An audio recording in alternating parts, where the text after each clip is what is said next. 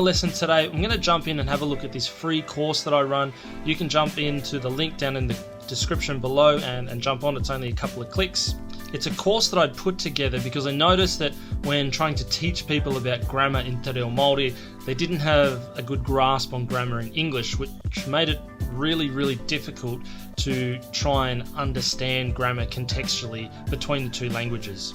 So I've put together this really basic course. It's got a key focus on English grammar with a bit of a sprinkle of Te Reo Māori in there as well. By the end of the course, you'll have a better understanding of grammar in English, which will make the application of grammar in Te Reo Māori much easier. Alright, so when you sign up, when you log in, you'll come to this screen here, Grammar Basics for Beginners, and you'll see that there's 10 parts down here.